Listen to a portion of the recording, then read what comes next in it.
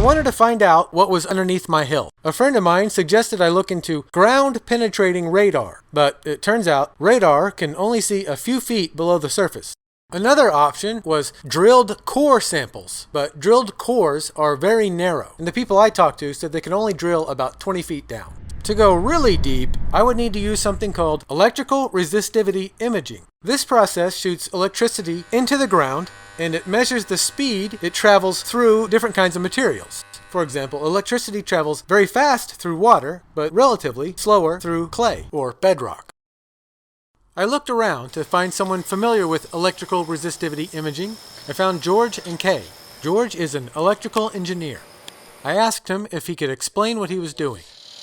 Okay, we're gonna string a line of wire out here and attach some transmitter receiver sensors on these things, 10, 15 feet apart, out to the end of the cable. It's gonna send a current through the ground.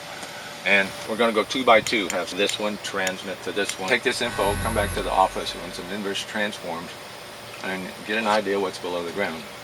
And this is pretty similar to what the oil companies do when they're searching for oil, except they're using sound. Ah, okay. So you want to be able to tell what's underground right now, but you have to go back to the office? Okay. So I was going to have to wait a little bit longer to get an answer. Fortunately, I had something to keep me busy.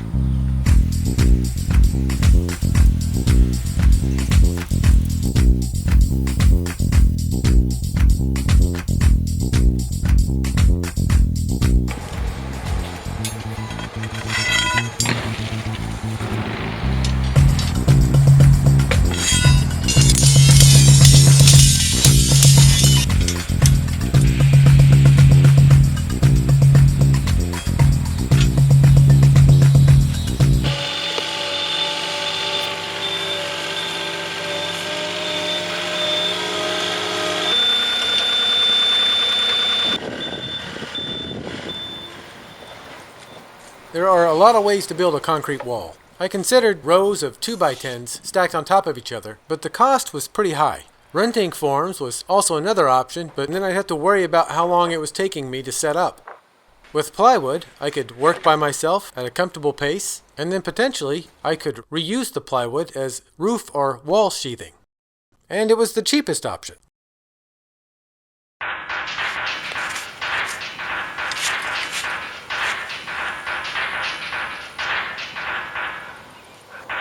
My goal was to make all of the corners perfectly square.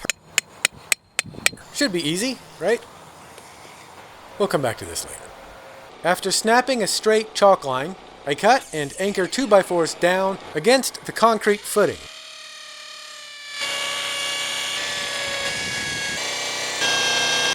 You can create a very secure anchor by folding a rebar tie, stuffing it down into a drilled hole, and nailing in a duplex nail.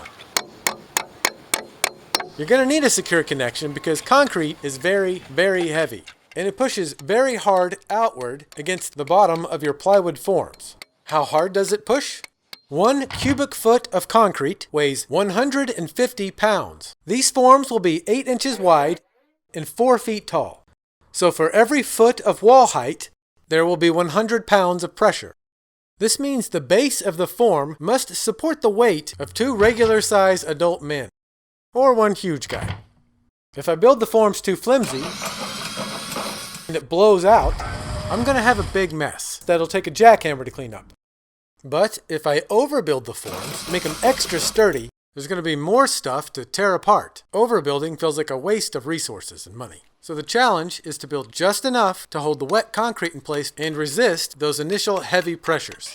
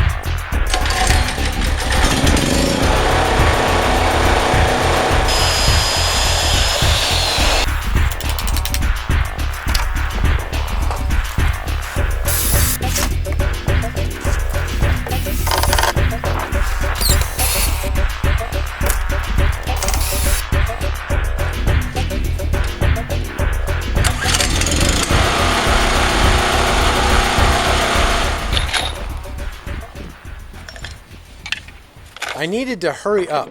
There was rain in the forecast, and plywood can lose its strength if it gets too wet. Plus, I had the circle forms to build, and that's not really a one-person job. So I called Chad Knoll from Knoll Construction. For the circle, we used 1/4-inch plywood. The thinner plywood was easier to bend. Relatively easier to bend. If you screw 2 layers together, it's still strong enough to hold back the concrete.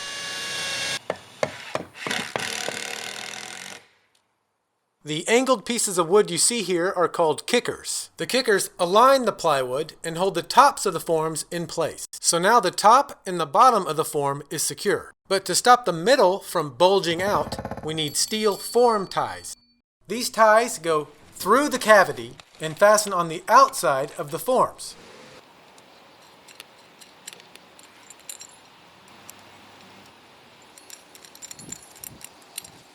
My engineer asked for a 6-inch thick concrete stem wall, but I have to build mine wider because my vertical rebar wasn't perfectly aligned.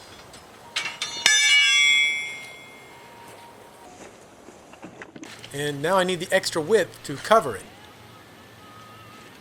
Because the stem wall is not standard sized, I can't use standard form ties. So I get to make my own custom metal ties from all thread. I need 500 of these.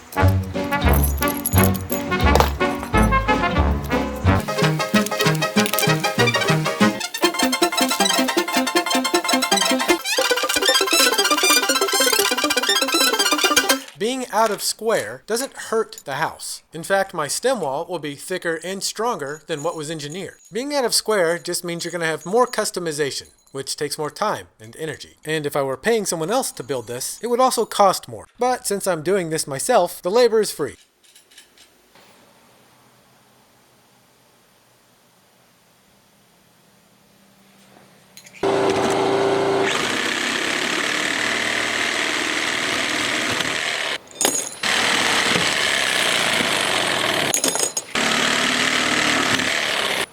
In fact, I would argue 90-degree corners are unnatural. The world doesn't have square corners. Why should my house be held to a higher standard than the natural world? I think going forward, I'm going to fully embrace imperfection.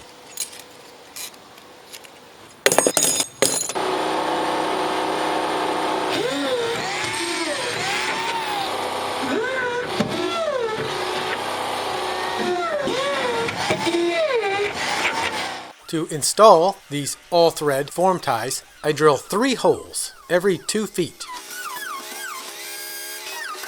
all the way around.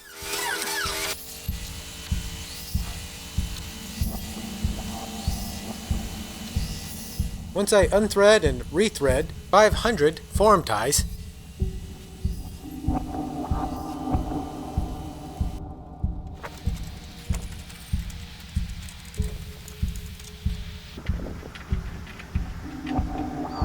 we are finally ready to pour the concrete.